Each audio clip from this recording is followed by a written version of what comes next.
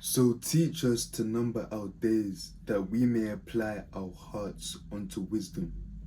Psalms 90 verse 12. This was a prayer of Moses, also reiterated by David, King David. And what he was asking was, God, teach me to number my days. Teach me to know how many years I'm going to live, so I can apply my heart to wisdom. What is wisdom? Wisdom is the application of knowledge. So David's prayer was, out of all the knowledge I accumulate growing up into this world, teach me how to use it according to the time that is given to me. See, God knows the day that you were supposed to be born and the day you're supposed to die. God knows the seasons that are supposed to commence in your life, your marriage, your business, your ministry, certain friendships that are supposed to come. He knows every single season. See, David's prayer was, Lord, teach me. You know each season. You know everything that's going to commence from my left to the right. But let me know. Now, to install the mindset that enables you to manage your time correctly, you must also understand that time is a gift. Time isn't our friend either. It's a gift to be managed, to be stewarded, to be held accountable of. All of you watching would have encountered COVID-19. Yeah, COVID-19 has shut down the whole world, and it shut down the UK as well. Now, when all of us were in this season of lockdown, where we were stuck at home, stuck with our family, whether you have good people around you, bad influence around you, we were all locked down in an environment.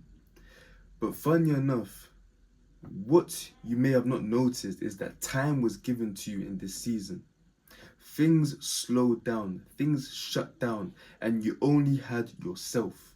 You only had your being and the things around you in the home you're locked inside of. Now, some people completely destroyed their lives in this time. They started developing new mindsets that still to this day are affecting them in a negative way.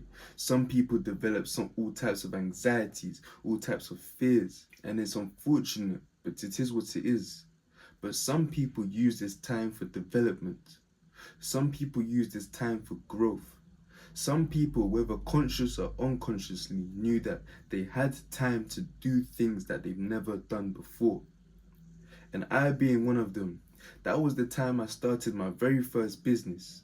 Life just slowed down. The noise around me quietened. I could finally think clearly to see that, hold on, what's actually stopping me? Why can't I start this business?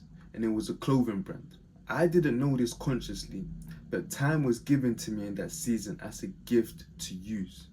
So you see, not everything that looks negative in your eyes is negative in the eyes of God. Time can be given through illnesses. Time can be given through being arrested. Time can be given through isolation. But you must acknowledge, what am I supposed to do with this season of time? And it comes from the awareness and the mindset that David had, that there is a number on this time. There is a number of days and years, months upon this time that I have right now. So teach me what I must do in this time. A good friend of mine, he was telling me how he ended up in prison 3 times. Both times he used his time for chaos. He was basically running the house. But the 3rd time he went in, because he encountered Christ, there was a change in how he used his time. He used his time to bring other people in the prison to Christ himself. Now, he may have not known that consciously, but through God's inspiration and God's prompting, he somehow knew that, okay, this is what I'm going to do in this time. Let's do it. Now, as an entrepreneur in the kingdom of God, and also a minister in the kingdom of God, you'll see that God aligns seasons. God aligns certain time for you to do certain things. But you must be fully aware that it's not promised this time will be here forever. If you started a new business and you just happen to also gain another friend who's on the same mindset as you, this is your season to collaborate with them, to build a relationship with them, to see some sort of point where you guys can come together because you never know what can happen in a year or the year after that. They may end up going to another country to start up their own foreign trade. So because of you not valuing the number of days you may have in a season of time, you've let go of an opportunity. There's a video that keeps circling around from time to time. It's a black man and he's looking into the camera just like me, saying, guys, I beg y'all, buy Bitcoin. Even if it's just $1, buy Bitcoin. He was begging people to buy Bitcoin. This was maybe a decade plus ago, a long time ago.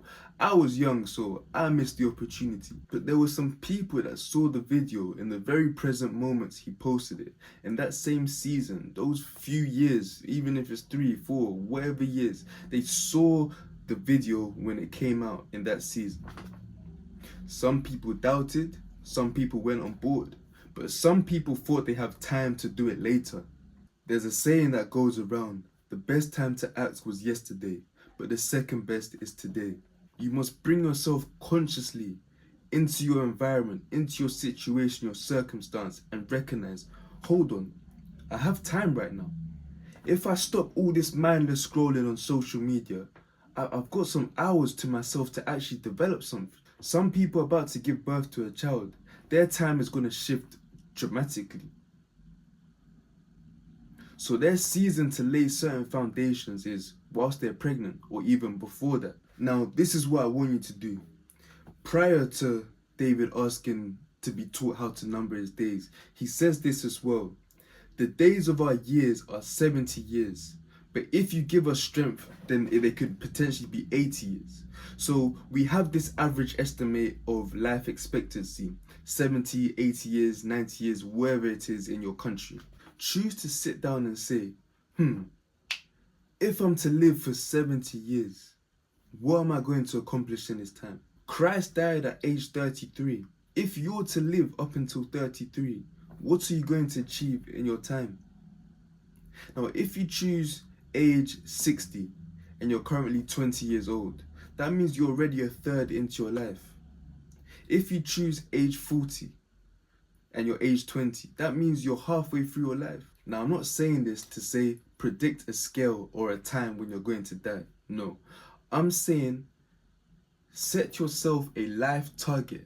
By a certain age, you need to achieve a certain amount of things. Now, you're going to see here and there, some of these goals, some of these desires you had, they won't be achieved in the time frame you thought. If maybe you say, by 1 year I need to achieve this financial figure, or by 1 year I need to achieve this physical figure, and you fail, it doesn't mean it was all for nothing. See, David's prayer was, teach me. So that means sometimes you may miss the mark, but this is where God is teaching you. God is teaching you the value of the time you have and how much time you have. So to round off, the mindset you need to manage your time is the mindset that understands that time comes in seasons, and certain time you have to do certain things isn't going to be there forever.